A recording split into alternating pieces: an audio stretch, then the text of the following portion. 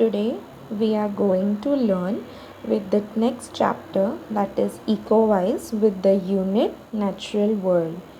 Okay, so EcoWise, the word itself is the study of environment. Okay, means ecology is the study of how the living things are affected by each other and the environment in which they live. Okay, so now we will move to the questions given below. Okay, so they have asked match the names or terms with their correct description. So first they have given two names of the naturalist or the biologist, you can say. First is Ernst Haeckel and second is John James Audubon.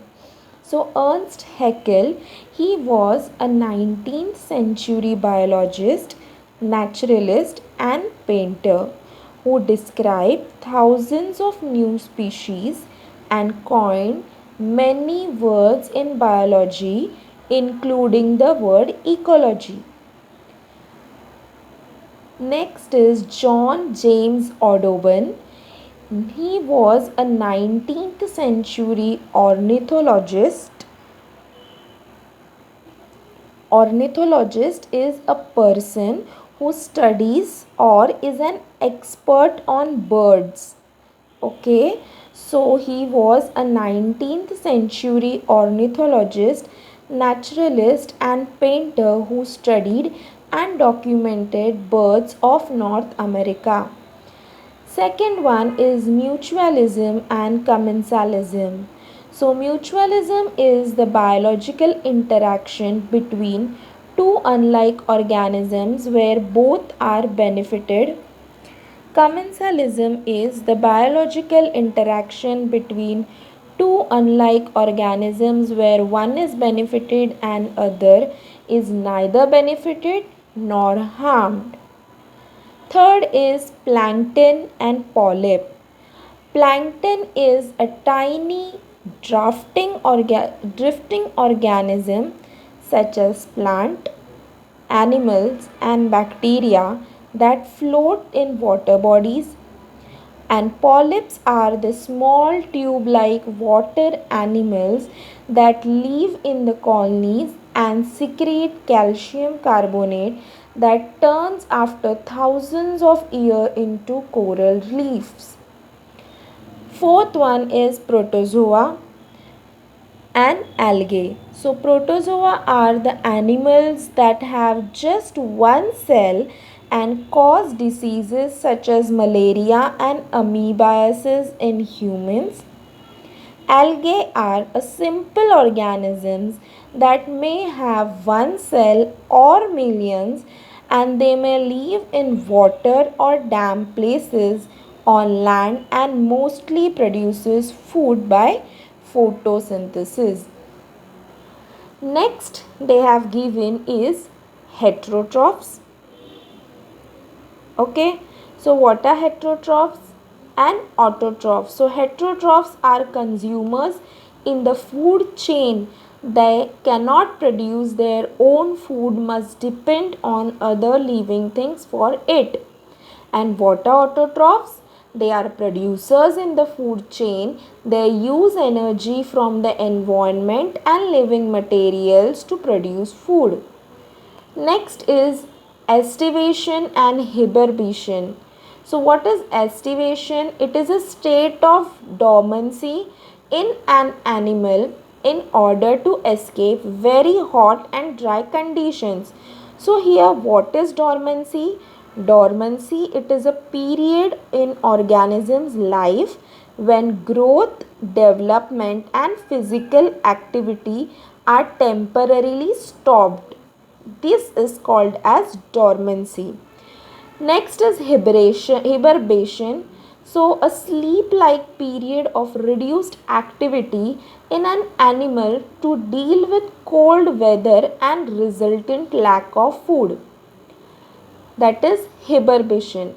Next one is weathering and leaching. So weathering is the production of smaller rock particles by destruction of larger rock. Leaching is the loss of soluble minerals from soil as precipitation percolates through the soil to the groundwater and then flows into river and lakes.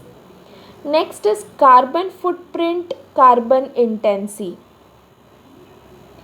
Okay, so what is carbon footprint? It is the amount of carbon that goes into the air because of human activity. And carbon intensity, it is the amount of carbon that is produced when 1 unit of energy is used. Okay, so next question they have given is fill in the blanks. So you have to fill in the blank here. Another name for the water cycle is hydrologic cycle.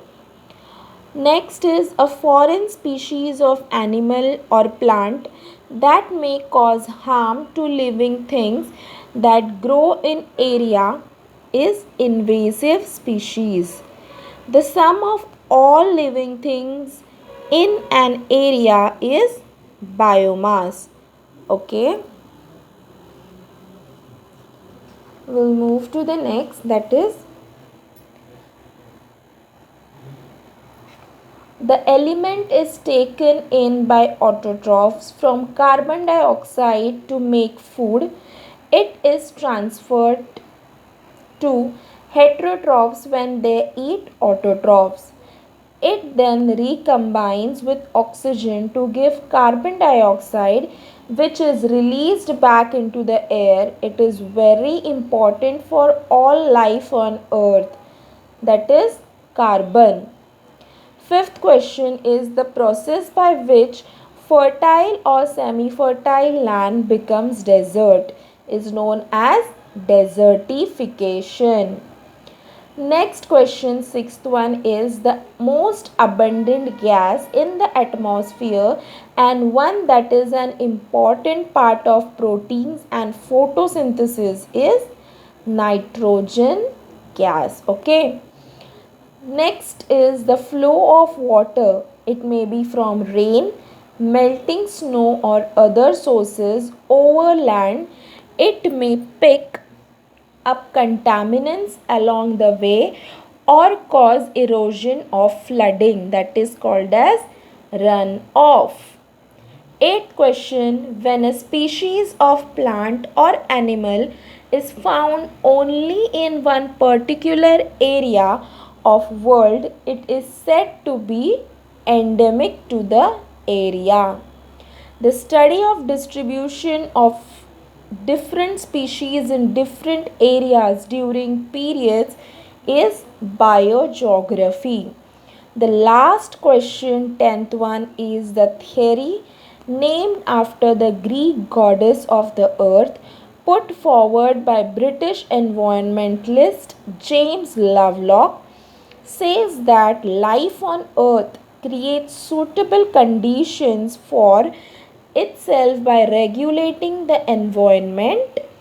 This theory is known as Gaia theory, that is GAIA, Gaia theory.